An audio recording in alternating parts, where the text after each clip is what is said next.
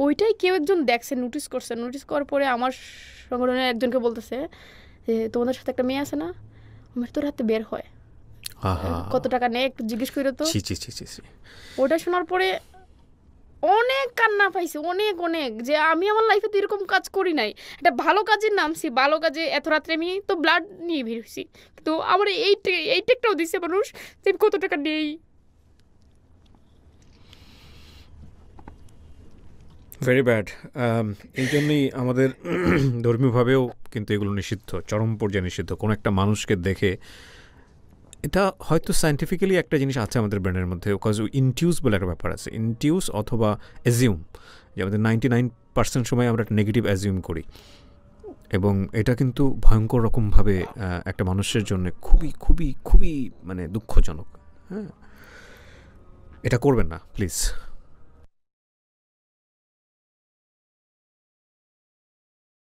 প্রিয় দর্শক এবং শ্রোতা সবাইকে আসসালামু আলাইকুম। আশা করছি সবাই অনেক অনেক ভালো আছেন। এবং আমার সঙ্গে কে রয়েছেন তাকে আপনারা ফেসবুকে অনেকেই চিনবেন, এবং তার একটা কি বলা যেতে পারে, তার লুকস একটা অনেক বড় ফ্যাক্ট। তো তার একটা ব্র্যান্ডিং লুকস আছে, সেটা হলো সে অলওয়েজ স্মাইলি, খুব হাসি খুশি থাকতে পছন্দ করে, এবং নট অনলি দ্যাট, এবং সে খুব সুন্দর করে হাসে। তো তার একটা নাম আছে, এবং আমাদের ব্র্যান্ডিং বাংলাদেশে যেহেতু আমাদের অনুষ্ঠানে আমরা নিয়ম হচ্ছে যে তার কাছ থেকেই নামটা জানা, তার মুখেই, তো আমি তার মুখ থেকেই নামটা জিজ্ঞেস করবো। প্রথমে নামটা একটু জানতে চাই। আসসালামু আলাইকুম ভাইয়া, আমার নাম হচ্ছে সঞ্জনা শিরিন। সঞ্জনা শিরিন। সঞ্জু কি ফেসবুকে ইউজ করেন? হ্যাঁ হ্যাঁ। ওকে, সো সঞ্জু বলে সম্বোধন করতে পারি। Okay fine. আপনি এসেছেন হবিগঞ্জ থেকে? আমি আসছি মৌলভীবাজার থেকে। মৌলভীবাজার থেকে? Job place Moulvibazar. আচ্ছা, কিন্তু আপনি থাকেন হচ্ছে হবিগঞ্জে, মানে আপনার হ্যাঁ বাড়ি হচ্ছে হবিগঞ্জ, মানে বৃহত্তর সিলেট আমরা বলতে পারি। হ্যাঁ হ্যাঁ। ওকে, আমরা হচ্ছি 6 বোন 2 ভাই। 6 বোন 2 ভাই। আচ্ছা। আর আমার বাবা মা হচ্ছে পড়াশোনা করেন নাই, মোটেও করেন নাই। আচ্ছা। আর বাবা হচ্ছে ছোটবেলার থেকে উনি হচ্ছে পৃথিবীতে শুধু উনারে পৃথিবীতে আনা হয়েছে, মানে কোনো মানে কাজটা শিখিয়ে দেওয়া কিংবা একটা রাস্তা ধরে দেওয়া, এরকম কোনো আমার বাবা করে নাই। আমার বাবা নিজ থেকেই মানে এখন পর্যন্ত যে স্টেবলিশড হয়েছে সেটা নিজের চেষ্টায়, নিজের পরিশ্রমে। মানে কৃষিকাজ করতো বা নাকি অন্য কোনো কাজ? কৃষিকাজও করতো, তারপর টুকটাক চা বিক্রি, বিভিন্ন কাজ করতে করতে এখন একটা মুদিমালের দোকান হয়েছে। আচ্ছা, তার মানে আমরা বলতে পারি একেবারে নিম্নবিত্ত পরিবারে আপনার জন্ম। হ্যাঁ, ওকে। আমি হচ্ছে ছোটবেলার থেকে অনেক রাগী, কিন্তু আপনাকে দেখে সেটা মনে হয় না। প্রচুর বদমেজাজি, আমি হুট করেই রাগ করে ফেলি। আচ্ছা। আমার মনে আছে আমি ক্লাস তখন 4-এ পড়ি, 4-এর টিফিন আওয়ারে আমরা টিফিন আওয়ার দিলে অন্য একটা ক্লাসে গিয়ে আমরা শিফট হইতাম। আচ্ছা। তো একটা দাদা টিফিন আওয়ারের আগে এসে বলতেছে, নাতিন কি করস, খাইছস কিছু, এমনি জানলা দিয়ে মজা করলো যাওয়ার সময়। তো ক্লাসমেট আরেকটা বলতেছে যে তোমার নাতিন, তাহলে তো আমারও নাতিন। তো সে ছেলেটা হচ্ছে অনেক লম্বা। তো টিফিন আওয়ার হয়ে গেছে, আমি দৌড়ে ওই ক্লাসে যাব, ফার্স্ট বেঞ্চে আগে ধরতে হবে, ফার্স্ট বেঞ্চে বসবো, এরকম একটা ফিলিংস থাকতো সবসময়। তো ওই ছেলেটা আমার আটকায় ফেলছে যে নাতিন কিছু খাবা, সে এমনি ঝুঁকে বলতেছে। আর আমার কলমের হচ্ছে মানে মুখ ছিল কিনা আমি মানে মাথায় নেই, আমি টাস করে বসাই দিছি গালে বসাই দিছি। খুব রাগ লাগছিল। ওর একটু মাংস বের হয়ে যায়, রক্ত উঠতেছে। তারপর ওই যে রুমে আমরা শিফট হয়েছি, ওই রুমে শুধু আমি আর ম্যাডাম আর 2টা জালি বেদ, 2 হাতে ভাবে চাপাই রাখছি, আর ম্যাডাম ইচ্ছে মতো বাড়িতেছে। কিন্তু আমার লাইফে আমি কোনোদিন পড়াশোনার জন্য মার খাই নাই, এটার জন্য খাইলেন? এটার জন্য খাইছি। তারপর হচ্ছে ওই ছেলেটা আবার বাড়িতে বিছান নিয়ে গেছে। বিছান নিয়ে যাওয়ার পরে আম্মা একটু টাকা পয়সা দিয়ে ম্যানেজ করে ফেলছে আর কি। কিন্তু আমার দাদি বলতেছে আমি হচ্ছে মাছের মাথা খাই, বেশি মাথা খাইতে খুব পছন্দ করতাম। ধরাতে বলতেছে হয়েছিলাম না তোর মেয়ের মাছের মাথা খাওয়াইতে, দেখছিস তোর মা কিরকম কিরকম হয়েছে তোর মেয়ে। মানে মেয়েদের মাছের মাথা খাওয়াইলে মেয়েদের মাথা এরকম গরম হয়ে যাবে, এরকম একটা ধারণা ছিল। ওকে।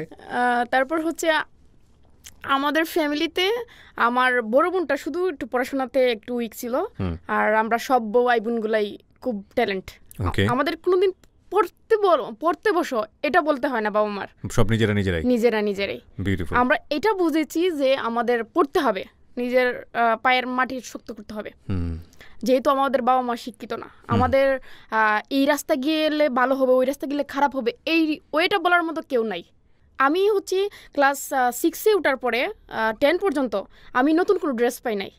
ড্রেস পাননি মানে? আমি কেন পাননি? মানে আপনার বাবার সামর্থ্য ছিল না? আমার আমাদের পড়াশোনার কোনো আগ্রহ ছিল না ওদের, মানে ফ্যামিলিগত কোনো আগ্রহ নাই আচ্ছা যে তুই পড়তে হবে, তুই এটা করতে হবে এরকম। আমার বড় বোনের যে ড্রেসটা ছিল, আমার মনে আছে আমি প্রাইমারি স্কুলে 2টা ড্রেস ইউজ করছিলাম, হ্যাঁ 2টা ড্রেসে আমি 5 বছর কাটাইছি। আমার ড্রেসের এইটুকু চিরে গেছিলো, এই ড্রেস দিয়ে আমি কাটাইছি। আমি তখন উপবৃত্ত পাইতাম, উপবৃত্তির টাকা দিয়ে ড্রেস বানাইছিলাম। আচ্ছা আচ্ছা তারপর হচ্ছে 6-এ যখন ভর্তি হই তখন আমার বড় বোন তো হচ্ছে তখন 8-এ পড়তো, আমি 6-এ ভর্তি হয়েছি, ও 8-এ পড়তো। ওর যে পুরান ড্রেসটা, ওই ড্রেসটার অর্ধেক ইয়ে করে তারপর নতুন হাফ গজ কাপড় উপরে ইয়ে করে ড্রেস বানাই দিচ্ছিল। তারপরে পুরনো রানিং বেল, মানে আমি নিউ কোনো ড্রেস পাই নাই, নিউ যে পুরো টোটাল একটা ড্রেস, এই ড্রেসটা পাই নাই আমি। তো সায়েন্স নিলাম, সায়েন্স নিলে তো টাকা লাগবে, প্রাইভেট পড়তে হবে। তো বললাম আচ্ছা দেখা যাবে না, এভাবে বলছে। কিন্তু দেখা গেছে যে আমি প্রাইভেট পড়তে হলে 1 মাস পড়ছি আর 2 মাস পড়তে পারি নাই, টাকার সমস্যাটা হইতোই যে। আর তারপর আমরা আমরা প্রচুর ভয় পাইতাম, আমরা সব ভাই বোনগুলি প্রচুর ভয় পাই। ইভেন্ট স্টিল আমার বাবা মা ভয় পায় ভাইরে, হ্যাঁ বড় ভাইরে, সে খুব রাগী। তো আমরা ভয় পেতাম। তো একটু একটু মানে কাতো গলায় মারে বলতাম যে আমা বলো না প্রাইভেট টাকাটা লাগবে, আমার বলতো আমি পারবো না, তুই বল। আমার মাও ভয় পেতো। তো আমি আস্তে আস্তে বলতাম, তো দেখা যেত সাথে সাথে টাকাটা পাইতাম না, 4-5 দিন পর এরকম টাকাটা পাইতাম। তো এরকম আসলে মেন্টালি হয়ে গেছিলাম যে এরকম খুঁজে খুঁজে টাকা বারবার নিতে আসলে হয়। আর সময় মতো টিচারের তো ফিটা আমি করতে পারতেছি না, সাবমিট করতে পারতেছি না। অনেক সময় দেখা যায় তো স্যারকে মানে ফোন করে বলতাম, স্যার আমি এই মাসটা পড়বো না, পরের মাসটা পড়বো, এরকমভাবে পড়ছি। আর আমার নানার ফ্যামিলির সবাই কি করতো, এই তোর মেয়ের বিয়ে দিয়ে দিস না, আর পরে কি করবি, বিয়ে দিয়ে দে, এগুলো যারা আসস করেন খাওয়াইতেছ, এরকম সবসময় বলতো। ও বলে অনেক মজা করে বা সাউন্ডিং নাইস, বাট ওরা মজা করে না, এরকমই বলতো। এক্স্যাক্টলি। আমি অনেক সময় ওদের কাছে আসতাম, সামনে ওরা ঘরে আসলে বেড়াইতে আসলে আমি ওদের সামনে যেতাম না। দেখলি তুই এর বিয়ে দিস না কেন, এর রেখে দিস কেন, আর কথা পারবি, এরকম বলতো। তো এসএসসি পাস করলাম, এখন ইন্টারে ভর্তি হবো, ইন্টারে পড়ানো যাবে না। কেন পড়ানো যাবে না, টাকা নাই। পরে অনেক কান্নাকাটি পড়ার পরে তো ভর্তি করলো। তো ইন্টার পরীক্ষার সময় আমি একটা লিফলেট পাইছি যে ম্যাথসে আমাদের মেডিকেল অ্যাসিস্ট্যান্ট ট্রেনিং কোর্সটা। তো ওইটা দেখে আমি মানে ভিতরে একটা স্বপ্ন করলাম যে আমি যদি কোর্সটা করি। আর ওইখানে কোর্স লেখা ছিল যে কোর্স করার পরে 20,000 টাকা স্যালারি। ও তো আমি বললাম যে এই কোর্সটা করার পরে স্যালারি চাকরিটা পেয়ে যাব। আর ওই ম্যাথসের কিন্তু সরকারিভাবে পরীক্ষা হয়, সরকারি ম্যাথস আছে, সরকারিভাবে পড়াশোনা করা যায়। তো এই আমি যে লিফলেটটা পাইছি বেসরকারি, তো এত টাকা কই পাবো। তো বাড়িতে বললাম, রাজি না। তো ভাই সাহেব বলতে, আমার বড় ভাই বলতেছে, আচ্ছা ঠিক আছে ম্যাথসে পড়তে দরকার নাই, তোরা আমরা মেডিকেলে পড়াবো, MBBS বানাবো। আচ্ছা ঠিক আছে MBBS বানাবো। তো 7-8 দিন গ্যাপ, কোনো কথা বলে না। তো আমার আম্মা বলতেছে, তুই যে কইলে MBBS পড়াইবে, এখন তো আর কোনো কথা কইতেছিস না। তো বলতেছে, না এখন তো 20-25 লাখ টাকা লাগে, টাকা আমরা কই পাইমি, টাকা হইতো না। MBBS পড়া বাদ, হে এমনি কলেজে পড়ুক, কোনো মানে কোনো একটা সাবজেক্ট নিয়ে পড়ুক। কিন্তু আমার মাথার ভিতরে ঢুকে গেছে এটা পড়বো। বাইসাব রাজি না। আর হচ্ছে আমি ইন্টার পরীক্ষার আগে আমার একটা আত্মীয়র বাসায় ছিলাম, 1 মাস ছিলাম। তো ওই আত্মীয়টা হচ্ছে আমার একটা ফোনে, আমরা মেয়ে মানুষ অনেকেই ডিস্টার্ব করবে, স্বাভাবিক। ডিস্টার্ব ছেলেরা আননোন নাম্বার পেলে ওই ডিস্টার্ব করবেই। তো একটা নাম্বারে ডিস্টার্ব করছিল। তো আমার ওই আত্মীয়রে ফোন দিয়ে কথা বলাইছিলাম যে তুমি একটু বলে দাও না আমার ডিস্টার্ব না করতে। তো উনি ফোনে কথা বলা শুরু করছে যে মৌলভীবাজার অমুক জায়গা ছিলাম, আমরাও তো ছিলাম, এরকম গল্প লাগাই দিছে। লাগাই দেওয়ার পরে তো উনি ওই জিনিসটাই আমার ভাইয়ের মাথায় ঢুকে দিছে, তোর বোনের রিলেশন আছে মৌলভীবাজারে, মৌলভীবাজার পড়াইলে তোর বোন ভাইকে যাইব, তোর বোন মৌলভীবাজার পড়াইস না, ভর্তি করাইস না। তারপর হচ্ছে আমার ভাই তো পড়াশোনা বেশি করে নাই। তো আমার কাজিন ছোটো, আমার ভাইয়ের বয়সে ছোটো, কিন্তু আমার কাজিনের কাছে পরামর্শ নিত যে হে তো এটা চাইতেছে, এটা করতাম নি, হে তো এটা চাইতেছে, এটা করতাম নি। তো তার কাছে পারমিশন নিত, কারণ সে এডুকেটেড। সো সে বলতেছে না ওই ম্যাথসে পড়ানোর দরকার নাই। সে এটাও বলে নাই কিন্তু ম্যাথসে ভর্তি করো না, নার্সিংয়ে ভর্তি করো, নার্সিং একটা আছে, এটাও বলে নাই সে। তো তারাই আমার খুব জেদ লাগলো। তারাই আমি বললাম যে আমি পড়বো, পড়ে আমি তোমার দেখাবো। তুমি আমার শত্রু না, কিন্তু তুমি আমার একটা ভালো মানে পথ দেখাইছো না। আমার ভাই সাহেবটা কইতে পারতাই, তুমি জুনিয়র, তারপরে তোমার পরামর্শ কিতা লেগে নেয়, পরামর্শ নেয় যাতে তুমি একটা ভালো পরামর্শ, কিন্তু তুমি ভালো পরামর্শ দিছো না, তুমি আমার যাতে না পড়ায় এটা হয়ে দিছো। আচ্ছা ঠিক আছে আমি পড়মু, ফিরে তোমার দেখামু। গ্রেট। কিন্তু ভাই সাহেব ভর্তি করবে না, এখন মৌলভীবাজার ভর্তি করবে না। ওই যে মাথায় ঢুকে গেছে, তার রিলেশন আছে, সে ভাইকে যাবে মৌলভীবাজার ভর্তি করাইলে। তো এরকম প্রায় 10-12 দিন ওইরকম ওইদিকে তোর মানে ভর্তির অ্যাডমিশন টাইম চলে যেতেছে, আমি খুব কান্নাকাটি করতেছি কীভাবে কী করবো, কি মানে ভর্তি করাবি না। তো একবেলা খাইলে আরেক বেলা খাইতাম না, কাল শুধু মাথায় এটাই ভিতরে কাজ করতেছে, আমি ভর্তি হবো আমার ভিতরে ঢুকে গেছে ভর্তি করাবে না। তারপরে হচ্ছে ওই এর ভিতরে আবার ইন্টার পরীক্ষার 5 দিন আগে আবার কি করছে, আমার বিয়ের প্রস্তাব নিয়ে আসছে আমার বাবা। ওকে। তাও বিয়ের প্রস্তাব আনছে বলতে একটা কাগজ, ওই কাগজে লিখা যে ছেলে কি পাস, ভাই বোন কয়জন, গ্রাম, এগুলা লিখা একটা কাগজ। আমার মা তো পড়াশোনা জানে না, তো আমার মার কাছে দিচ্ছে, আমার মা গ্লাসের চিপার মধ্যে রাখছে। তো বিকেল আমার বাবা বলতেছে যে এই কাগজটা দাও, তো আমার মা বলছে এইটা কাগজ রাখছে, এটা নিয়ে আসতো, আইনা দেখি ওইখানে লেখা। তো আমার বারে দিছি, বলতেছে আব্বা এটা কি, হ্যাঁ না কিছু না। তো আমি তো এইগুলো সব আইডেন্টি নিয়ে নিছি, নিয়ে আমার কাজে আমার একটা খালাতো ভাই আছে, ওরা ফোন করে বললাম যে এটা নিয়ে। তো ওই দেখা গেছে ওই লোকটা হচ্ছে একটা প্রাইমারি স্কুলের টিচার, প্রধান শিক্ষক, তার বয়স হচ্ছে 35, আমার বয়স তখন 35, সে বই পাচ্ছে না। তো আমার বাবা ওইখানে বিয়ে ঠিক করতেছে আমার। আমি কান্না করতে করতে শেষ। আমার বাবা বলতেছে কান্না করছ কেন, তাহলে আমার পরীক্ষার সামনে, আজকে তো তোমরা শিক্ষিত হইতে, তোমরা আমার পরীক্ষার সামনে আমার বিয়ে ঠিক করতে না। তাই বলতেছে আমি তো জানি না তোর বিয়ে ঠিক, বলতেছি যে আপা এরকম বিয়ের প্রস্তাব আনছে। তারপর কান্নাকাটি করতে করতে আমার একটা দাদা আছে প্রতিবেশী, উনি হচ্ছে পুলিশ ছিল। তা উনি আসার পরে তা বলতে উনার আমি কান্নাকাটি দিই কি, আমার বাবা উনার মাধ্যমে আমার কথা বলাইছে যে তুই কী করতে চাস। আমি বললাম আমি পড়বো। তো বলতেছে এই তোর মেয়ে পড়তে চাই, তুই তো এখন বিয়ে দিতে পারতি না, কিন্তু ভর্তি করবে না মৌলভীবাজার। এখন ওই এরকমই একবেলা খাইলে আরেক বেলা খাই না, কান্নাকাটি করি, হাবিজাবি করি, মানে কথা শুনি না, কাজ করতে চাই না, শুধু টেনশন, শুধু কান্নাকাটি করতেছি। তো ভর্তি করবে না। একদিন খুব জিদ লাগলো ভিতরে যে ভর্তি করাবি না। সে বলতেছে যে তুমি কলেজেই পড়ো, যে কোনো একটা সাবজেক্ট নিয়ে পড়ো, তুমি মাস্টার হবা। আমি কি করছি, ওই যে আমাদের নতুন ঘরে তো টিনের দরজা ছিল, তো আমি ওই ঘরে গিয়া সুইসাইডের এটা নিয়ে নিছি, মানে যার বাঁচবই না। আমি পড়তে চাইতেছি, তোমরা আমার পড়াইতে না। আমি আমার বাবার এটাও বলছি যে বাবা তুমি ওই কেটটা আমার বিক্রি করে দাও, একটা ধানের জমি আছে আমাদের, এটা বিক্রি করে দাও, আমি পাস করে তোমার কিনে দিব। তো বলতেছে তুই তো 4-এ তোর জামাইয়ের টাকা দিবি, আমার ছেলের তো দিতি না। আমাদের গড়ে হচ্ছে ছেলের বেশি প্রাধান্য, মেয়েদের অতটা প্রাধান্য নাই। তো ওইটা শোনার পরে আমি কি করছি, টাকা যখন দিবাই না, পড়তে যখন দিবাই না, তখন মরে যাই। তো উন্না পেঁচাই দিছি। তারপর আমার বাবা হচ্ছে সাবুল দিয়ে টিনের দরজাটার কইরা হ্যাঁ ভাইঙ্গা ওই সিটকেটা করলে আমার বলছে আচ্ছা ঠিক আছে, তোর কিছু করার নামাই বলছে যে আচ্ছা ঠিক আছে, মানে তোর পড়াবো, ভর্তি করবো যা। ওরে বাবা। পরের দিন মৌলভীবাজার নিয়ে ভর্তি করাইছে ভালো কথা। এখন হচ্ছে মাসে টাকাটা মানে বেতন 2,500 টাকা বেতন ছিল। ওইটা আপনার ম্যাথসে ভর্তি হলেন আপনি?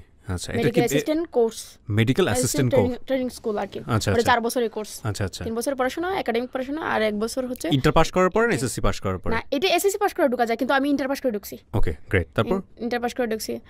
তারপর আমাদের গ্রামে হচ্ছে আমার আগে কোনো মেয়ে বের হয় নাই যে বাইরে পড়াশোনার মতো, মানে হবিগঞ্জে আসে নাই, জেলা শহরে আসে নাই, অন্য জেলায় কিংবা ভার্সিটিতে আমার গ্রামের কোনো মেয়ে যায় নাই।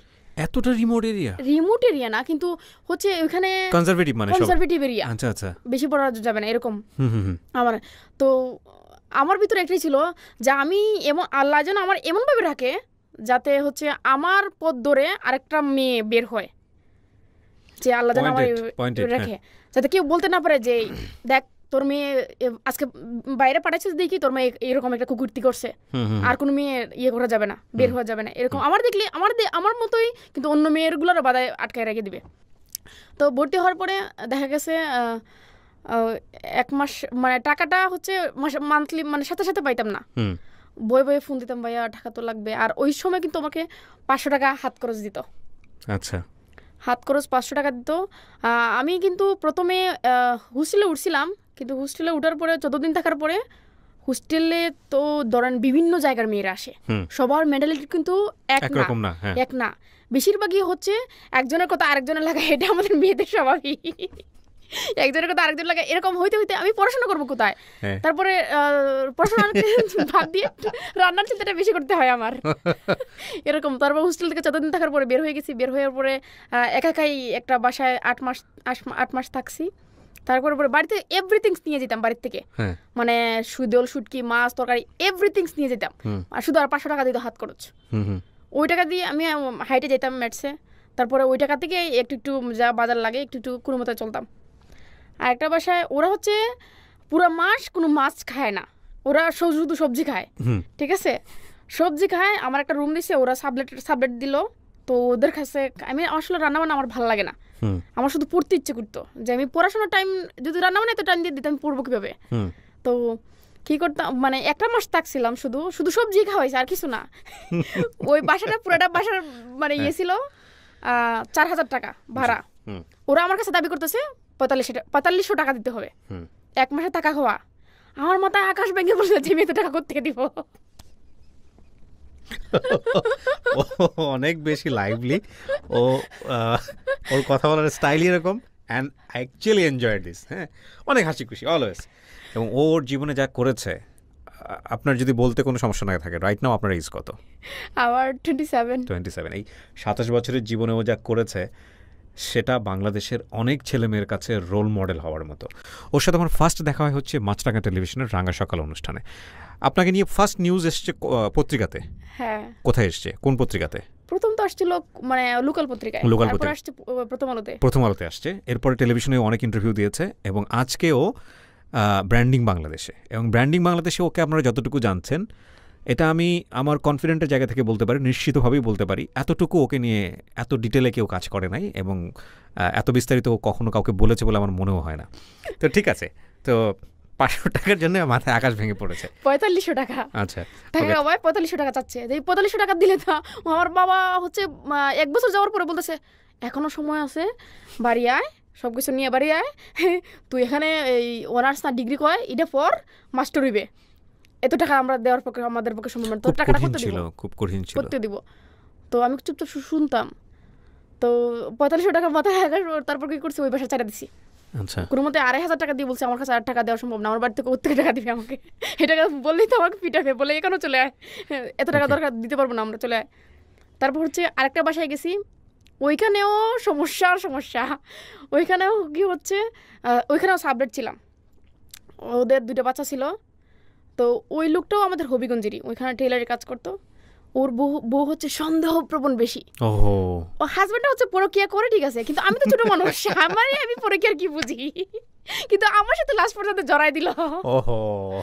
তারপরে ওখানে কোনো মতো আমি 6 মাস কাটাইছিলাম। 6 মাস কাটাইছি, পরে আমি হচ্ছে ম্যাথসের পাশাপাশি ডিগ্রিও ভর্তি হয়েছিলাম। আচ্ছা, আমি বিএনসিসি করতাম। তো ডিগ্রি ভর্তি হওয়ার পরে আমি আর ওই আমার বিএনসিসি যে টিচারটা রৌফ স্যার, ওনাকে আমি বললাম যে স্যার এরকম এরকম সমস্যা হইতেছে। তো হচ্ছে আমার মহিলা কলেজের হোস্টেলে স্যারে বলতেই মহিলা কলেজে আমি সিট পাওয়া যাই, মহিলা কলেজে চলে আসি। তো হোস্টেলের লাইফটা হচ্ছে বিশাল এনজয়েবল একটা লাইফ। আমি হচ্ছে আমার রুমমেটগুলো সবাই খুব ভালো ছিল। আমি সকালে ঘুম থেকে ওইটা আমার যে ম্যাথসের টিচার আক্তার স্যার, উনি সবসময় একটা কথা বলতো যে অ্যাপ্রনের পকেটে যদি বিস্কুট রাইকা সারাদিন হোস্টেলে থাকতে পারোস তাইলে তুই শিখতে পারবি, না হলে শিখতে পারবি না। এই জিনিসটা আমার মাথায় এখনও কাজ করে। তো আমি পরিশ্রম করা শুরু করলাম, টানা 9 মাস আমি সকাল বিকাল ডিউটি করছি। সকালে কোন হাসপাতালে? মৌলভীবাজার 250 শয্যা বিশিষ্ট হাসপাতাল। আচ্ছা, ওখানে আপনার রোলটা কি ছিল? আমাদের ইন্টার্নির যে এটা, কিন্তু আমাদের সেকেন্ড ইয়ার থেকেই আমাদের ওইখানে অ্যাটাচমেন্ট দিয়ে দিত। আচ্ছা, কাজ শেখার জন্য ডক্টর অ্যাসিস্ট্যান্ট হিসেবে কাজ করা, মেডিকেল অ্যাসিস্ট্যান্ট আমরা। আচ্ছা আচ্ছা। সকালে বুড়ে ধরেন ঘুম থেকে উঠেই বিস্কুট প্যাকেটে নিয়ে হাইটে চলে যেতাম ম্যাথসে, হাইটে যেতাম। তখন আমার 500 টাকা দিত, 500 টাকা হাত খরচ দিত, হাইটে ম্যাথসে যেতাম। এই 500 টাকাতে সারা মাস হতো? হ্যাঁ, কিছু করার নাই, বেশি বললে তো দিবে না, আর ইয়ে করতে। আর ফোনের যে 20 টাকা করে দিত প্রতি মাসে, ধরেন 2-3 বার 20 টাকা করে দিত ফোনে। ওকে। আর ছোট একটা ফোন চালাতাম, তখন কিন্তু আপনার প্রোগ্রামটা শুনতাম। ওকে, ডাউনলোড করে শুনতাম আপনার প্রোগ্রামগুলো 2013 রেডিওর অনুষ্ঠান। হ্যাঁ, ভালো লাগতো অনেক, অনেক কিছু শেখা যাইতো। ওকে, ইন্সপায়ারেবল। তো টানা 9 মাস আমি সকাল বিকাল ডিউটি করছি। সকালে উঠেই কিছু এখানে যে বাটটা তরকারি দিত, সকালে নাস্তা দিত, আমি এগুলো খাইতাম না। আমি বিস্কুট রাখতাম, বিস্কুট পকেটে নিয়ে খাইতে চলে যেতাম ম্যাথসে ক্লাস করে। তারপর হসপিটালে যেতাম, ওইখানে সারাদিন ইয়ে করে, আর পারলে দুপুরে তারা আসতাম হোস্টেলে, এসে একটু ভাত খাই, আবার চলে যেতাম। আমাদের হোস্টেলের নিয়ম ছিল 5টার ভিতরে ঢুকতে হবে, কিন্তু আমি রাত্রে 9টা 10টা 11টা পর্যন্ত আমি হোস্পিটালে। আচ্ছা, প্রচুর কাজ করতে হবে। আমার ইমার্জেন্সিতে আমি টানা 9 মাসে ছিলাম। আমার সকালে শুধু আমার রোস্টারে ডিউটি করতাম, আর পরেরটা আমার যখন যেখানে মন চায় আমি কাজ শেখার জন্য মানে ইয়ে করতাম। ওকে। হ্যাঁ, তো আমার মনে হয়েছে যে আমার কাজ শিখতে হবে। আমি যেহেতু পড়াশোনায় ইয়ে করতে পারতেছি না, প্র্যাকটিক্যাল নলেজ আমার হ্যাঁ প্র্যাকটিক্যাল নলেজটা দরকার। এমনও হয়েছে যে আমার ক্লাসে যারা ফার্স্ট গার্ল ছিল, ফার্স্ট বয় ছিল, ওরা পরে আমার পিছনে ইয়ে করছে যে এটা শিখা এটা শিখা। ও মানে ওরা আপনার কাছ থেকে শিখতো। এরকম হয়েছে। Very interesting. হ্যাঁ, আমাদের কোর্সটা যখন শেষ, ইন্টার্নি শুরু হয়, তখন আমি টানা 2 মাস আমি নাইট ডিউটি করছি গাইনি ওয়ার্ডে শুধু। আচ্ছা। আমাদের যে কোর্সটা, এই কোর্সটা করার পরে তো আমি বুঝতেছি আমার বড়রা যারা আছে ওদেরই চাকরি হচ্ছে না, তো আমার হবে না। আচ্ছা। কিন্তু আমাকে এমন একটা কাজ শিখতে হবে যে কাজ দিয়ে, যে আমি ফ্যামিলি থেকে তো একটা ডিপেন্ড হয়ে বের হয়েছে যে আমার এই কোর্সটা করার পর চাকরি আছে, কিন্তু আমি মানে পড়াশোনা করার পর দেখতেছি যে আমার চাকরি হবে না, নিয়োগ যেহেতু নাই। তো ফ্যামিলি তো এটা বোঝানো যাবে না, ফ্যামিলি যেহেতু মানে পড়াশোনা কম, ওরা বুঝবেও না, ওরা বলবে যে তুই তো বলছিলি চাকরি পাস করার পরে 20,000 টাকা চাকরি, পাস করার পরে 20,000 টাকা চাকরি, কিন্তু চাকরি নাই। তো আমার মনে হলো যে আমি একটা কোনো কিছু মানে হইলো না, আমি এমন একটা কাজ শিখি যে কাজ দিয়ে মানুষের উপকারও হবে, আবার আমার ইনকামটা হবে। তো টানা 2 মাস আমি নাইট ডিউটি করছি শুধু ডেলিভারি শেখার জন্য। এমনও হয়েছে যে রাত্রে সবাই ঘুমায় পড়তো, আমি মানে ঘুমাই বলতে সবাই একটু রেস্ট নেওয়ার জন্য শুইতো, সিস্টার ক্লিনার সবাই শুইতো একটু রেস্ট নেওয়ার জন্য, রুগীর টুকি নাই যেহেতু একটু রেস্ট নেওয়া, পুরো রাত তো সজাগ থাকা যায় না। তো আমি একটা রুগী আসলে রুগী রিসিভ করতাম, তারপর খাতা কম্বল দিতাম, বেডশিট বেজে এভরিথিংস আমি করতাম, তারপর গেট খুলতাম, গেটের কাজটা আমি করতাম, সব কিছু আমি করার পরে করতাম। তো প্রথম অবস্থায় যখন মানে ডেলিভারি রুগী, অনেকগুলো রুগী থাকে, তো ডেলিভারি তাড়াতাড়ি লেবার রুমে নিয়ে ডেলিভারি করাইয়া এখন ওইগুলো পরিষ্কার করার দরকার, আমি আস্তে আস্তে দরজা খুলে বলতাম মাসি ও মাসি, তখন সিস্টার বলতো এই কী রে, বলছো না ডেলিভারি করছি তো এইগুলো পরিষ্কার করতে হবে। এখন এই মেডিসিন মেয়ের এত সাহস, তুই একা একা ডেলিভারি করস, কোনো সমস্যা হলে তুই কী করবি? এমন একটা গেট আপ নিয়ে যাইতাম যে ওরা বুঝতো যে আমি আসলে বুঝি, আমি আসলে কিচ্ছু বুঝি না। গেট আপ নিয়ে যেত লুকাইয়া পিবি, মানে ওই যে পিবি যে এক্সামিনেশন, মানে আলটিমেটলি আপনাকে পেশেন্টরা যাতে ভ্যালু দেয়। Okay, but he is a very nice one. হ্যাঁ, একটা গেট আপ নিয়ে যেতাম যাতে ওরা বুঝতে না পারে যে আমি পিচ্ছি একটা মানুষ, আমি কিছু জানি না, কিছু বুঝি না। আমি পিবি করতাম, কইরা আবার পিবি কি জিনিস? পিবি হচ্ছে বাচ্চার প্রোগ্রেসটা হতে হলো, জরাই মুখ খুলছে কিনা, ডেলিভারির যে একটা প্রসেসটা, প্রোগ্রেস কতটুকু হইলো এটা আর কি। তো কইরা মানে একটু সাইলেন্ট থাকতাম, কাউকে বলতাম না, যখন কেউ নাই তখন করতাম। আর যখন ম্যাডাম আবার চেক করতো তখন মানে আমি চেক করে আইসা মানে মাপতাম, স্কেলে মাপতাম যে আমার কতটুকু হইলো, আমার তো আঙুল ছোটো ছোটো মাপতাম। আর ম্যাডামগুলো যখন করতো তখন ম্যাডামের সাথে মাপতাম যে ম্যাডামের কতটা হয়েছে আমার। ম্যাডাম মানে ডক্টর? হ্যাঁ, ডক্টর ম্যাডামরা। তো তখন মানে সাহস ভিতরে আসলো যে না, ম্যাডামের সাথে মিলছে, যেহেতু আমার হইতেছে। ওকে, এরকম আস্তে আস্তে শুরু করলাম। মানে উনি আপনাকে শেখাইতো না, ওনার শেখানোর দায়িত্ব না। হ্যাঁ, ওনারা তো অনেক বিজি, সিজার টিজার করতে হয়, অনেক কাজ ওনাদের, ওনারা তো আমরা শিখাবে না ওই ইয়ে করে। তারপর যথেষ্ট মানে জিজ্ঞেস করলে বলতো যে এটা জিজ্ঞেস করতাম, বলতো। আপনাদের ভূমিকাটা কি থাকতো তাহলে ওখানে মেডিকেল অ্যাসিস্ট্যান্ট হিসেবে? আমরা তো ইন্টার্নি করতাম, কাজ শেখার জন্য আমাদের দেখে দেখে চোখ পরে শেখো। হ্যাঁ, এরকম। কিন্তু আমি একটু ধারণা পরিষ্কার করার জন্য কয়েকটা কোশ্চেন করতে চাই। একটা যেটা হচ্ছে যে 3 বছরের বিদ্যা আপনারা নিচ্ছেন, এটার সাথে ডাক্তারি বিদ্যার পার্থক্যটা কি? ওনারা তো আমরা একটা যে কোনো একটা ডিজিজ আমরা হালকাভাবে জানি, ওনারা হচ্ছে ডিপলি ভাবে জানি। ও আচ্ছা, তার মানে আপনি কখনোই ডাক্তারি করতে পারবেন না? ডাক্তারি মানে বঙ্গবন্ধু আমলে আমরা কিন্তু ডাক্তারই ছিলাম, কিন্তু এখন ডে বাই ডে এটা উঠে যাচ্ছে আর কি। তাহলে আপনাদের রোলটা কি হবে? রোলটা হচ্ছে আমরা আমাদের যে কারিকুলামটা, আমরা কিন্তু এভরিথিংসই করতে পারি, প্রাইভেট ইমার্জেন্সি ট্রিটমেন্টগুলো, সেলাই টেলাই এভরিথিংস আমরা করতে পারি। কথা হচ্ছে যারা বিএমডি রেজিস্ট্রেশন থাকবে তারা প্র্যাকটিস করতে হবে, তারা ডাক্তার লিখতে পারবে, কিন্তু আমরা ডাক্তার লিখতে পারতেছি না। আপনাদের ডিগ্রিটাকে কি বলে? ডিএমএফ। মানে কি হলো তাহলে ডিএমএফ এ? Diploma in medical faculty. ও, ডিপ্লোমা ইন মেডিকেল ফ্যাকাল্টি। হ্যাঁ, এটাকে হচ্ছে ডিপ্লোমা হিসেবে নেয়। তার মানে ডাক্তার। আচ্ছা, ডিপ্লোমা ডাক্তার। আচ্ছা, আর হচ্ছে ওই যে স্বাস্থ্য কমপ্লেক্সে ওইখানে নিয়োগ আছে আমাদের। আচ্ছা আচ্ছা, জেলা সদরে নাই। আচ্ছা, মানে আপনাদের দ্বারা সব কাজই করানো সম্ভব না? না, আমরা তো লিমিটেড কিছু করতে পারবো না, লিমিট আছে আমাদের, লিমিটেড কিছু আমাদের দেওয়া আছে আমরা কি কাজ করতে পারবো। মানে আপনি যে প্রেগন্যান্সি নিয়ে যে কাজগুলো করতেছেন এখন, এটা কি আপনাদের? না, নরমাল ডেলিভারি করার আমরা রাইট আছে। ওকে, ফাইন। তারপরে তারপর হচ্ছে এমনি নিচে 2জন আপু ছিল। তো আমি আমরা মিনি সিজারটা যেটা বলে সেলাই, নর্মাল ডেলিভারির মধ্যে সেলাইটা, ওটা আমি শিখবো কীভাবে, আমার খুব আগ্রহ ওইটা শিখবো। তো আপুরে বলতাম, আপু একটু একটু আগে দিত, বলতাম ভিতরটা সেলাই দিয়ে দিই, তুই পরেরটা করিস। আমি ঠিক আছে দেন। যে এমনি বলতেছে মনে হচ্ছে কাঁথা সেলাই করতেছে। দেখলেই তো ভয় লাগার কথা, মানুষের ব্লাড। আমার ভয় লাগে না এখন, আর ভয় লাগে না এখন, ইজিলি হয়ে গেছে। তো আপুর কাছ থেকে আপুরে একটু ফার্ম টাম দিয়ে, তারপর ওনার সাথে একটু ভালো আন্ডারস্ট্যান্ডিং, ভালো গুড রিলেশন করে সেলাইটা শেখা। আর ডেলিভারিটা হচ্ছে ফার্স্ট টাইম যখন ডেলিভারি করি, উনি দাঁড়ায় থাকতো, আর উনার একটু ফার্ম টাম দিয়ে আমার ডেলিভারি করতে, তুমি দাঁড়ায় থাকো, আমাদেরকে শেখাও। হ্যাঁ একটু কাজ শিখে প্লিজ, ওই নাইট ডিউটিতে। আর নাইট ডিউটি তো অনেক রুগী, তো আমরা কিছু করলে ওনাদের একটু হেল্প হয় নাইট ডিউটিতে। একটা নাইটে মনে আছে যে নাইট হচ্ছে ওই দিন কারেন্ট ছিল না, প্রচুর জোর বৃষ্টি। তো আমরা মোবাইলের লাইট জ্বালাইয়া 2টা ডেলিভারি করছি। তো আমার দেখা দেখি আমার 2টা ক্লাসমেট বলতেছে যে তুই এত কিছু পারস, আমরা পারি নাকি, তাহলে আজকে তো আমরা নাইট করুন তোর লোকে।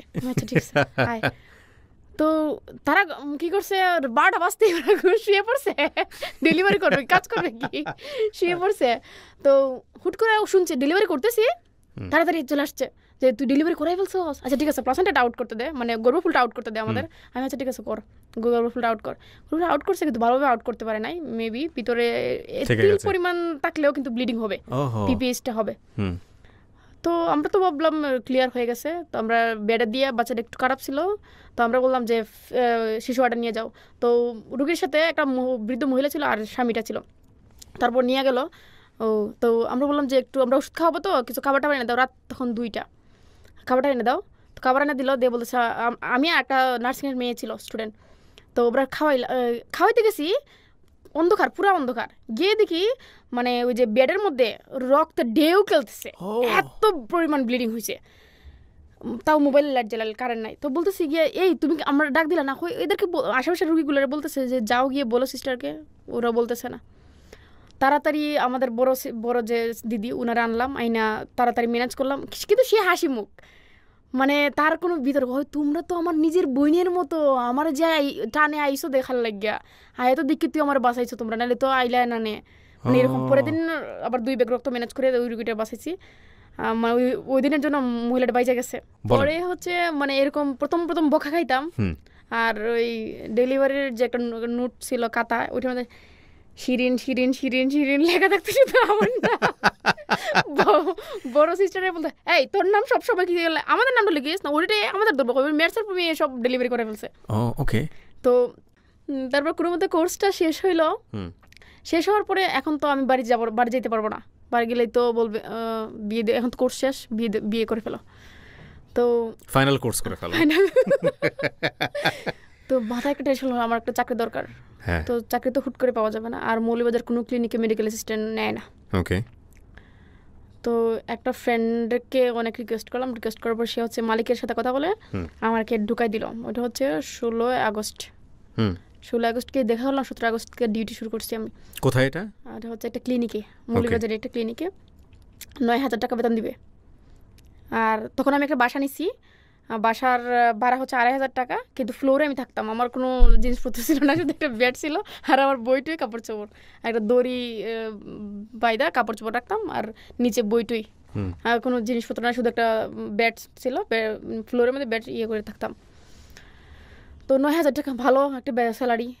তো বাড়িতে বলছি যে বাড়িতে তো বলতেছে 20,000 টাকার স্যালারি, বললে 20,000 টাকা না 12,000 টাকা দিবে। এটা মিথ্যা কথা বললাম, কারণ আমার চাকরি করতে হবে। তো আচ্ছা ঠিক আছে চাকরি করো। আমার মনে হচ্ছে 17 আগস্ট থেকে ডিউটি করছি 31 আগস্ট পর্যন্ত কাজ করার পরে একদিন সন্ধ্যার দিকে ডিউটি করছি। এর ভিতরে আবার 7 দিন নাইটও করছি। আর ক্লিনিকে নাইটে কিন্তু অনেক কষ্ট, সারা রাতি ইমার্জেন্সি রুগী, এই হাবিজাবি রুগী আসতেই থাকে। আমার মনে হয় 1,000 টাকা আমার কাছে এনে দিয়েছে, যে ক্লিনিক ম্যানেজার 1,000 টাকা হাতে দিয়ে বলতেছে তোমার কাজ দেখছি। আমার এই দিন 1,000 টাকা আমি হয়ে গেছি যে 15 দিন মতন কাজ করাইয়া 1000 টাকা দিছে, দিয়ে বলতেছে তোমার কাজ দেখছি। আমি এখন খাবো কি, গোরবাড়াটা দিব কোত্থেকে? সারাটা রাত কি কান্না আমি, যে আমি গড়েই তো টাকা খুঁজতে পারবো না, টাকা চাইতে পারবো না, চাকরি হয়ে গেছে, টাকা চাইতে পারবো না, টাকা চাইলে তো মানে ইয়ে করবে। মানে সারা রাত অনেক কান্না করছি যে আল্লাহ আমার এরকম একটা লাইফ দিল কেন, যে এত কষ্ট করানোর পরে 1000 টাকা, মানে একটা বিবেক আছে না, 3-4 হাজার টাকায় দেই, 15 দিন কাজ করে, 15 দিন অনেক কষ্ট, 8 ঘন্টা করে 10 ঘন্টা করে ডিউটি, অনেকটা টাইম। আমি তো বাইরেও কারো গড়েও কাজ করতাম, তাহলে আমার 1000 টাকা দিত না। সারা রাত অনেক কাঁদছি, কাকে বলবো যে আমি 1000 টাকা পাইছি? ফ্যামিলি তোকে বলা যাবে না, বললি তো বলবে বাড়ি চলে আসো, বিয়ে দিয়ে দিব, ওরা অলরেডি মানে জামাই টামাই খুঁজতেছে।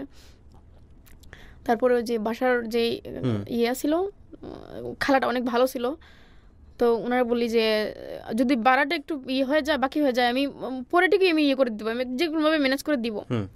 কিন্তু আমি ওনার ভালো করে বলতে পারি না যে আমার একটু বেশি করে দেন, কারণ আমি তো ওদের মতো তো পরিশ্রম করতেছি, ডিপ্লোমা নার্সের মতো তো আমি পরিশ্রম করতেছি। ডিপ্লোমা নার্সরা 9000 টাকা পাইতেছে, আমাকে 3000 টাকা কেমন দেন, আমার একটু বাড়াই দেন। আমি একটু বলতে পারতাম না, কারণ এটা বললেই তো বলবে যে তুমি মেডিকেল অ্যাসিস্ট্যান্ট, তোমাকে তো নিচে তো এটাই বেশি।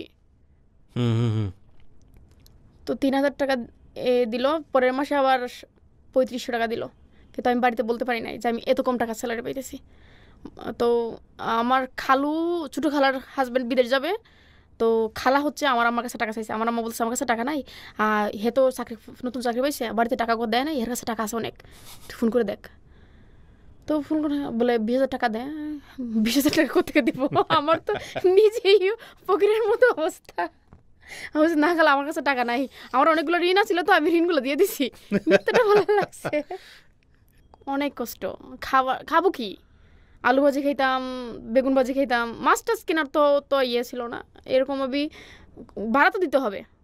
আমি না খাই এটা তো ফ্যাক্টর না, কিন্তু ভাড়াটা দিতে হবে, সে তো ভাড়ার জন্য আমাকে ভাড়াই দিছে। আমি তো ফেসবুক চালাইতাম না ওইরকমভাবে, ছোটো একটা মোবাইল ছিল, ফেসবুকে এরকমভাবে চালাইতাম না। আমি জানতামও না মানুষ ব্লাড দেয়, সংগঠন আছে, স্বেচ্ছায় মানুষকে রক্ত দেওয়া যায়, এরকম কিছুর সাথে পরিচয় ছিল না। তো আমি তখন ইন্টারনেটে করতেছি, রাউন্ড দিয়েছি, আর কুলাউড়ার একটা মহিলা ব্রিজ প্রেজেন্টেশন, মানে উল্টা বাচ্চা ছিল, অনেক চিল্লাপাল্লা করতেছে, আর স্বামীটা হচ্ছে সহজ সরল। তো দেখতেছি সিস্টার বলতেছে তুমি তাড়াতাড়ি ব্লাড নিয়ে আসো, নাহলে তোমার বউকে আমরা সিলেট রেফার করে দেবো, ব্লাড ছাড়া আমরা সিজার করতে পারবো না। তো আমি বলতেছি কি গ্রুপ? বলতেছে এ পজিটিভ। তো আমারও এ পজিটিভ, আমি কোনোদিন রক্ত দেয় নাই। তো বলতেছে আচ্ছা ঠিক আছে, তুমি খুঁজো, যদি না পাও আমারে কইও। তো আমি গেলাম ওয়ার্ডে, গিয়ে দেখলাম যে ওই মহিলাটার বাচ্চার এতটুকু হাত বের হয়ে গেছে। আমার এখনো সিনারিটা আমার চোখে ভাসতেছে, আমি আপনারা দেখাইতে পারলে ভালোই। তো এতটুকু হাত বের হয়েছে, মহিলাটা প্রচন্ড চিৎকার করতেছে ব্যথায়। ওইটা দেখার পর মানে বলতেছি না আমি ব্লাড দিব, আসো। গিয়ে ব্লাড দিলাম, দিয়ে আমি চট করে উঠে চলেও আসছি, আইসা আবার ডিউটি করতেছি। এই জীবনের প্রথম প্রথম ব্লাড দেওয়া। তারপরে হচ্ছে আমি ব্লাড দিয়ে কারো কাছ থেকে কিছু খাইতে হয়, কিছু ইয়ে করতে হয়, এটা আমি জানতাম না। তো সিস্টার বলতেছে এই তুই ব্লাড দিস, কিছু খাইছস? আমি না কিছু না খাওয়াই। তো আমি জামাই কই আমি তো ওর ব্লাড দিছি, আমার কিছু না খাওয়াও। এটা উচিত হয় না আমার, পরে ভাবছি। তো সে 10টার মতো মেডিসিন দিছে, আমরা সবাই মিলে খাইছি।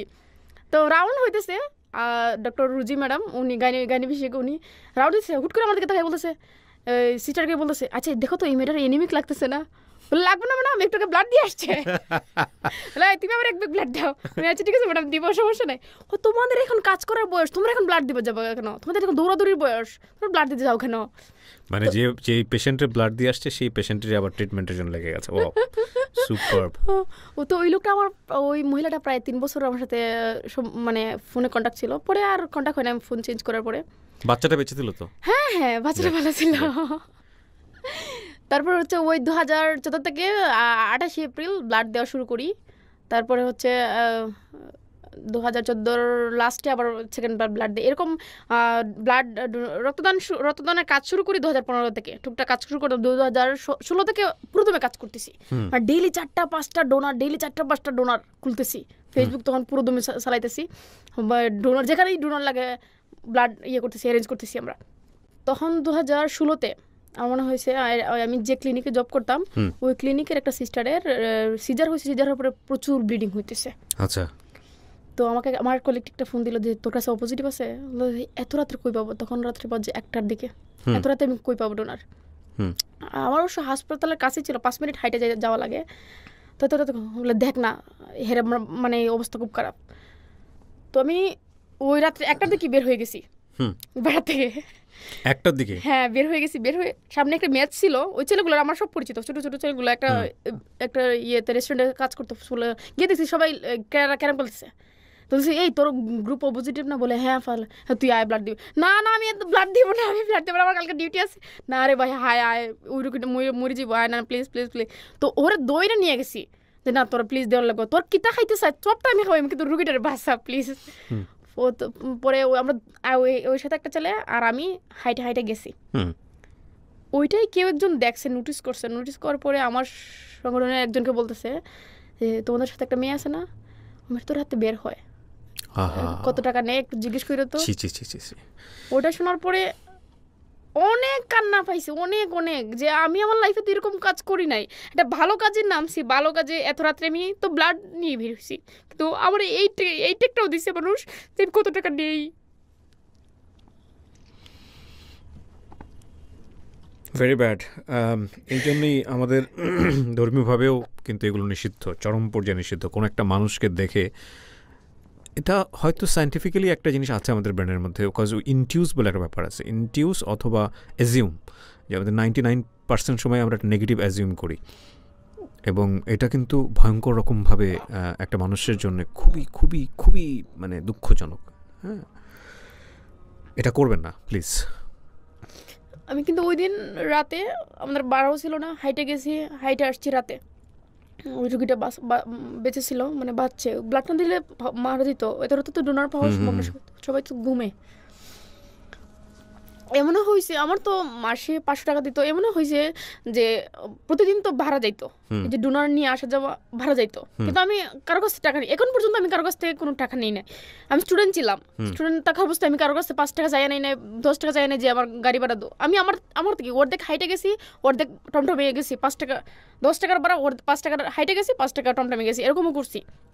এমনও হয়েছে যে বাচ্চার ব্যাগ কেনার টাকা নাই, ওই টাকা দিয়ে হাইটে বাসায় গেছি, প্রায় 30 মিনিটস লাগতো হাইটে, ওই হাইটেও গেছি বাসায়। এরকমও এই কাজগুলোর মধ্যে কিন্তু একটা তৃপ্ততা আছে, ভিতরে একটা তৃপ্ততা আছে। এই যে আমি আপনার কাছে গল্পটা বলতেছি, এটার ভিতরে আমার কিন্তু তৃপ্ততা আসতেছে যে আমি কাজটা করছি, আমার ভিতরে একটা স্যাটিসফাইড, একটা শান্তি ছিল যে স্টুডেন্ট অবস্থায় আমি এরকম মানে কারোর কাছে ভাড়া চাই নেই না, আমার নিজেই কাজগুলো করছি, কারণ আমি তো আমার শান্তির জন্য কাজে নামছি। তারপর হচ্ছে এনজিওতে জব হয়, জব হওয়ার পরে 39 দিনের স্যালারি 25,000 টাকা পাইছিলাম। আচ্ছা, আমি তো ওই যে ক্লিনিকে যখন জব করতাম, বাবা তো টাকা দিতে পারি নাই ফ্যামিলিতে, তো এনজিওতে জব হয়েছে, জবটা করি। তো ভাই বলতেছে যে আমার চাকরি যদি করা লাগে আমার আর বাইরে ডিক্কো না। 2016 8 ডিসেম্বর থেকে স্টিল না কথা বলে না, এখনো আমার ভাই আমার সাথে আমাদের সাথে কথা বলে না।